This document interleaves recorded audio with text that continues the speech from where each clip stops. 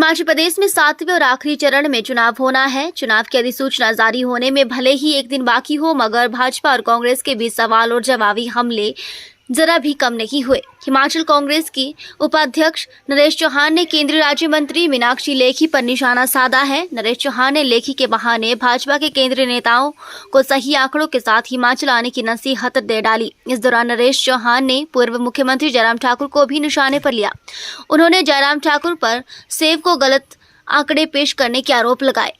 हिमाचल कांग्रेस के उपाध्यक्ष नरेश चौहान ने कहा कि 3 चरण के चुनाव हो चुके हैं। शुरुआती चरण में ही भाजपा के 400 पार के नारे की हवा निकल गई है। पीएम मोदी और भाजपा के नेताओं में बौखलाहट साफ नजर आ रही है। बीजेपी के नेता लगातार विपक्ष और खासतौर पर कांग्रेस नेताओं के खिलाफ नफरती बयानबाजी कर रहे हैं। उन्होंने कहा कि भाजपा के नेता अब गलत आंकड़े पेश करके जनता को गुमराह कर रहे हैं। उन्होंने जयराम ठाकुर के बारे में कहते हुए कहा कि उन्होंने सेब पर प्रदेश में 50 न्यूनतम समर्थन मूल्य देने की बात की है। 5 साल तक मुख्यमंत्री रहने के बाद इस तरह के आंकड़े पेश करना दुर्भाग्यपूर्ण है। इस दौरान नरेश चौहान ने केंद्रीय राज्य मंत्री मीनाक्षी लेखी को भी निशाने पर लिया। उन्होंने कहा कि बीते रोज प्रेस कॉन्फ्रेंस के दौरान मीनाक्षी लेखी ने गलत आंकड़े और तथ्य पेश किए। उधर 7वें चरण के चुनाव की अधिसूचना जारी होने में महज एक दिन बाकी है। कांग्रेस फिलहाल 6 में से 5 विधानसभा सीटों पर अपने उम्मीदवार तय कर पाई है। इसको लेकर कांग्रेस प्रदेश उपाध्यक्ष नरेश चौहान ने कहा कि धर्मशाला सीट पर आज या कल में नाम तय हो जाएगा। करना चाह रहे थे, जिसके पीछे साफ तौर पे लोगों को और देश को भ्रमित करने वाला एक आंकड़ा था। वो एक स्ट्रेटेजी का पार्ट था कि हम 400 बोलते रहेंगे, लेकिन इसकी सारी हवा इन 3 चरण के चुनाव में देश में निकल चुकी और देश में जो माहौल है वो बिल्कुल स्वाभाविक तौर पे जो है बदलाव का है। जो लोग 10 साल से सत्ता में हैं, जिनका वक्त देश की जनता को बताने का है कि हमने 10 साल के अपने कार्यकाल में युवा साथियों के लिए जो 2 करोड़ रोजगार की बात करें, महंगाई और बेरोजगारी, भ्रष्टाचार की आज कोई बात माननीय प्रधानमंत्री जी और उनकी टीम नहीं कर रही। इसका सबसे बड़ा कारण कि उनके पास कहने के लिए अपने 10 साल के कार्यकाल में कोई उपलब्धि नहीं है। इसलिए पूरा प्रयास किया गया कि देश के चुनाव को भटकाया जाए, मुद्दों को भटकाया जाए। लेकिन लोकतंत्र है, लोग भी बहुत जागरूक हैं, सब समझते हैं। सबसे पहले लोग अपनी समस्याओं की बात करते हैं जो उनके जीवन में है। वो बड़े मुद्दे बनने जा रहे हैं और लोग उनको पूछते हैं कि उन पे बात होनी चाहिए। जो जनता के मुद्दे हैं वो चुनाव के मुद्दे होने चाहिए। तो इसलिए बौखलाहट प्रधानमंत्री जी में और उनकी टीम में साफ तौर पे दिख रही है। जिस तरह का माहौल देश में इलेक्शन के दौरान बयानबाजी देश के माननीय प्रधानमंत्री जी अपने विपक्ष के नेताओं के लिए खास तौर पे कांग्रेस पार्टी को कोसने का काम कर रहे हैं। चुनाव अगर मंगलसूत्र की तरफ गया, चुनाव अगर मंदिर और मस्जिद और हिंदू और मुस्लिम की तरफ गया, तो देश की जनता ने जरूर समझा कि 10 साल बाद ये कौन सी दिशा में जा रहा है। हमारे मुद्दों को एड्रेस नहीं किया जा रहा, देश की असली समस्याओं पर चर्चा नहीं हो रही है। कांग्रेस पार्टी की लीडरशिप ने ये हमेशा कहा, राहुल गांधी जी हमेशा कहते हैं हर जगह जब उन्होंने पूरे देश का पैदल यात्राएं भी की कि जो लोगों की समस्याएं हैं, युवा साथियों की, किसानों की, बेरोजगारी की समस्या है, इन पे चर्चा होनी चाहिए, ना कि देश को उस राह पे खड़ा कर दो कि 80 करोड़ लोगों को 5 किलो आटा और चावल पे लाके इस अर्थव्यवस्था को और देश को खड़ा कर दिया। तो ये इन मुद्दों को, कोर मुद्दों पे सरकार से जवाब चाहते हैं। सवाल जहां हिमाचल प्रदेश के चुनाव का है, 2 दिन पहले ठाकुर जयराम जी पूर्व मुख्यमंत्री एप्पल बेल्ट में थे। वहां उन्होंने एक स्टेटमेंट दी कि 50 रुपये किलो एप्पल का स्पोर्ट्स प्राइस को लेके उन्होंने कोई बात की। मुझे बड़ी हैरानी हुई कि जो 5 साल तक प्रदेश के मुख्यमंत्री रहे, उनके आंकड़े इतने गलत कैसे हुए। और उसके बाद कल उनकी एक नेता जो भारत सरकार में मंत्री हैं, मीनाक्षी लेखी जी, शिमला में थी। उन्होंने कुछ आंकड़े मीडिया के जरिए, प्रेस कॉन्फ्रेंस के जरिए प्रदेश के बारे में रखे। मुझे बड़ा अफसोस हुआ, जिसमें बहुत सारी गलत जानकारी उन्होंने देने का प्रयास किया। इसके पीछे क्या कारण हो सकते हैं? या जानकारी नहीं है, या लोगों को भ्रमित करने का काम बेखूबी चल रहा है। तो हमने ये अपनी जिम्मेवारी समझा आप लोगों के माध्यम से कि इन दोनों बातों पे हम ज़रूर जो वास्तविक स्थिति है वो बताने का प्रयास करें। जहाँ तक सवाल है, हिमाचल एप्पल स्टेट है, उसके बाद आगे बढ़ा। आज हमारे फ्रूट्स बहुत सारे हैं, सब्जियों में हमारे लोगों ने, हमारे किसानों ने बहुत बड़ा नाम कमाया है कैश क्रॉप के तौर पे। एप्पल स्टेट के तौर पे जो अर्थव्यवस्था है वो 5000 करोड़ से ऊपर की है। जब हम 5000 करोड़ की अर्थव्यवस्था की बात करते हैं तो समझिए आप कि 3 लाख लोगों को सीधे तौर पे रोजगार एप्पल इंडस्ट्री से जुड़े हुए हैं, जो एक बहुत बड़ा डायरेक्ट एम्प्लॉयमेंट है। इनडायरेक्ट लाखों लोग, ये बहुत बड़ा चेन है। सेब पैदा करना, उसमें वहाँ के जो परिवार है, उनके सदस्य हैं या उनके साथ काम करने वाले जो मजदूर हैं, उसके बाद जब एप्पल क्रॉप आती है तो वो मंडियों तक और कंज्यूमर तक पहुँचाने में एक बहुत बड़ी चेन है। उसमें आढ़ती है, कमीशन एजेंट्स हैं, बीच के लोग हैं, ट्रांसपोर्टर हैं, बहुत सारे लोग हैं। लास्ट मैन इज रेडी वाला, जो आपके घर पे आके रेडी में फल बेचता है। तो इनडायरेक्टली एक बहुत बड़ी इंडस्ट्री है जो बिना सरकार के सहयोग से लाखों लोगों को रोजगार देती है। तो ये किसी भी सरकार की जिम्मेवारी है कि इस बड़ी इंडस्ट्री को बचाया जाए, और प्रदेश की जीडीपी में टूरिज्म और एप्पल इंडस्ट्री का बहुत बड़ा योगदान है। जो हमारा जीडीपी है उसमें जो इसका योगदान है वो बहुत बड़ा है। अब बात हुई कि माननीय प्रधानमंत्री जी ने 2014 में प्रदेश में इलेक्शन के दौरान और 2019 में दोबारा उन्हीं बातों को दोहराया कि मेरा हिमाचल प्रदेश से बड़ा विशेष नाता है और हमारी सरकार बनेगी तो हम सेब एप्पल इंडस्ट्री को बचाने के लिए बड़े काम करेंगे। लोगों का इंतज़ार ख़त्म हुआ 10 साल का। बात ये हुई थी, मांग ये है एप्पल इंडस्ट्री की, एप्पल ग्रोवर्स की, एप्पल पैदा करने वाले किसानों की, बागवानों की, कि हमारा जो इम्पोर्ट ड्यूटी है वो 100% होना चाहिए। उसका कारण था कि जिस प्रकार इस वक्त मार्केट के अंदर तकरीबन 20 से 30 देशों का सेब बाहर से आया है, और उस पर मोदी जी की सरकार ने, स्वयं प्रधानमंत्री जी ने वादा करने के बाद 75% से 50% की ड्यूटी उसको घटाया, इंपोर्ट ड्यूटी को, और मांग थी कि हम इसको 100% करें। उसका कारण था कि हम बाहर के सेबों के साथ क्वालिटी में अपना कंपटीशन नहीं कर सकते हैं, उसको ख़त्म करना था और अपने देश में जो सेब पैदा करते लोग हैं उनको प्रोटेक्शन देना था। लेकिन आप देखें दुर्भाग्यपूर्ण, ये 50% होने के बाद आज ये स्थिति हुई है कि स्टोर के अंदर जो सेब था उसकी कीमतें 800 रुपये से 1000 रुपये पेटी घटी है। जिन भी लोगों ने सेब स्टोर किया था, चाहे वो सीए स्टोर में था चाहे नॉर्मल स्टोर में था, जब वो अब मार्केट में दिया तो उनको बहुत बड़ा नुकसान हुआ है। तो कहने का मतलब है, जो हमारी इतनी बड़ी आर्थिकी है एप्पल की, जो 5,000 करोड़ की अर्थव्यवस्था है, उसको बहुत बड़ा धोखा प्रधानमंत्री जी के आश्वासन के बाद मिला और इम्पोर्ट ड्यूटी। तो ये एक बहुत बड़ा इशू है। हम माननीय पूर्व मुख्यमंत्री जयराम ठाकुर जी से पूछना चाहते हैं कि कब वो 50 रुपये स्पोर्ट्स प्राइस मिला था, और आपका प्रधानमंत्री जी द्वारा प्रदेश के अंदर खुद स्वयं बोलने के बाद उसके बारे में आपकी क्या राय है, आप बताएं। प्रदेश की जनता को ज़रूर इसके बारे में बात करें।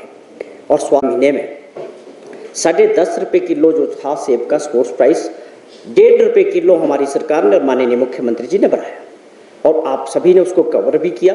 ये 50 पैसे वो बढ़ाते थे, लेकिन हमारी सरकार ने 1 रुपया 50 पैसा बढ़ा के किसानों की मदद की। और उनकी एक मांग बहुत वर्षों से थी कि हम जो है इनका उत्पाद जो है किलो के हिसाब से मार्केट में बिकना चाहिए। हमारी सरकार आते ही उसको हमने रेगुलेट किया, और पिछले साल जो सेब बिका मार्केट में वो किलो के हिसाब से बिका, जिससे निश्चित तौर पे बागवानों को उनके फसल के अच्छे दाम मिले। और उसके अलावा उनकी और डिमांडें थी, जिसमें यूनिवर्सल कार्टन की बात थी, वो सरकार ने आगे बढ़ाया, इस साल से उसको लागू कर रहे हैं। और जो हमारे सीए स्टोर्स हमने बहुत सारे 8-9 जगह बनने हैं, उस पर काम चल रहा है, और पराला में बड़े ज़ोरों से काम चल रहा है। प्रोसेसिंग यूनिट एक बहुत बड़ा पराला के अंदर लगा है। वो बहुत इंफ्रास्ट्रक्चर इस इंडस्ट्री को बचाने के लिए जो ज़रूरी था, हमारी सरकार ने उसको प्राथमिकता के आधार पर किया। सोच बड़ी साफ है कि इतनी बड़ी इंडस्ट्री को जो लाखों लोगों को रोज़गार देती है, जिसमें लाखों फैमिलीज इन्वॉल्व है, उनको बचाने का ये प्रयास हमारी सरकार ने किया।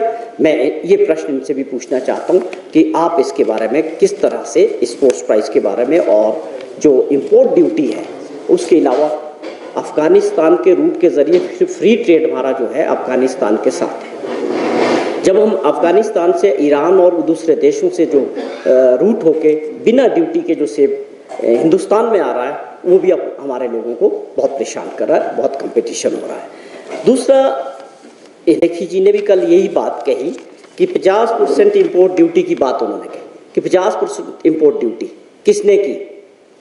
हम यहाँ जो हमारे नेता है भाजपा के, उनसे पूछना चाहते हैं कि किसने की 50%। हमारे किसान बागवान क्या मांग रहे हैं? They are asking for 100% import duty, और जो पहले 75% थी। तो क्या आपकी सरकार ने और प्रधानमंत्री जी ने इस ड्यूटी को घटाया? मांग थी 100% करने की, तो आप क्या कहना चाह रहे थे कल की प्रेस कॉन्फ्रेंस में? तो आपके जो आंकड़े थे, आपके जो तथ्य थे, वो टोटल गलत थे। हमारी मांग और हमारे किसानों और बागवानों की मांग क्या थी और आपकी सरकार ने क्या किया? तो यही बात जयराम जी ने भी कही कि 50 रुपये किलो जो है स्पोर्ट्स प्राइस था। हमें बताएं, आपकी सरकार में मिला 50 रुपये किलो स्पोर्ट्स प्राइस? किसको मिला भाई आज तक? हमें तो 12 रुपये हुआ है, वो भी हमारी सरकार ने किया है। ये आंकड़े कहाँ से ला रहे हैं, इसके पीछे क्या कारण है? तो ये दो ऐसे मुद्दे थे जो कल इन्होंने गलत तरीके से जो है मीडिया के ज़रिए पेश किए।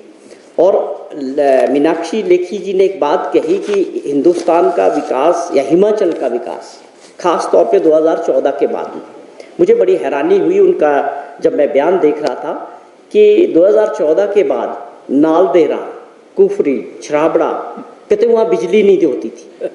बहुत हैरानी की बात है कि इनके राष्ट्रीय स्तर के नेता आके हमारे घर में इस तरह की बात करेंगे। भाई हिमाचल प्रदेश को पहले आप जाने, पूरी वास्तविकता को पहचाने, तब जाके बयान दीजिए।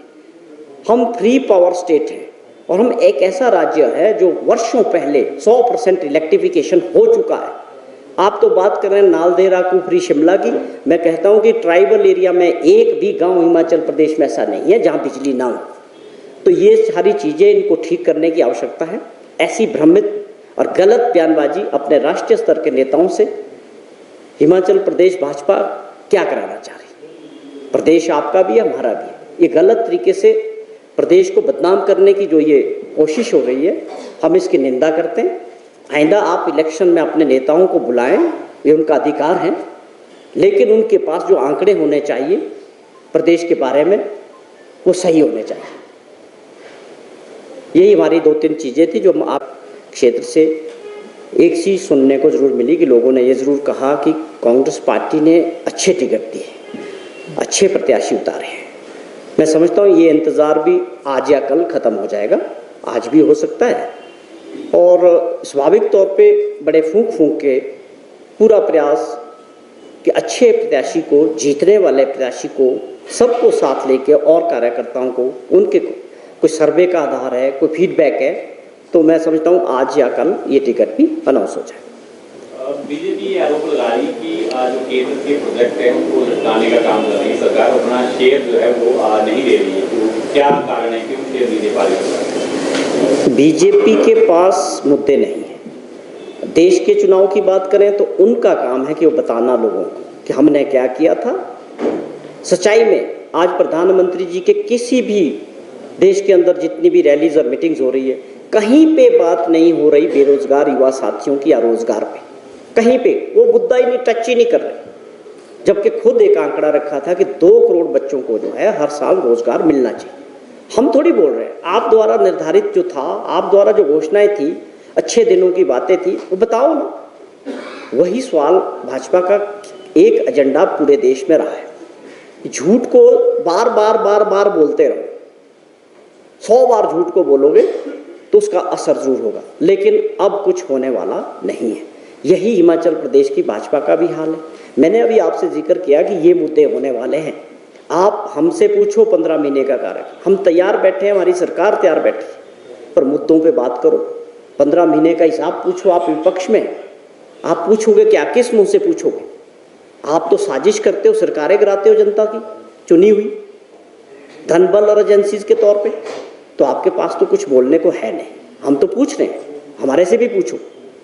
अभी 3.5 साल प्रदेश के अंदर जो सरकार जनता ने बनाई है, जिस तरह का माहौल मुख्यमंत्री जी की रैलियों में और मीटिंग्स में लोग उमड़ रहे हैं, उससे साफ जाहिर है कि हिमाचल प्रदेश के लोग अभी इस सरकार को 5 साल तक मौका देना चाहते हैं, मुख्यमंत्री जी को देखना चाहते हैं, उनसे बहुत उम्मीदें हैं। तो ये है मुद्दे की 3.5 साल प्रदेश की सेवा कांग्रेस पार्टी की चुनी हुई सरकार करने वाली है।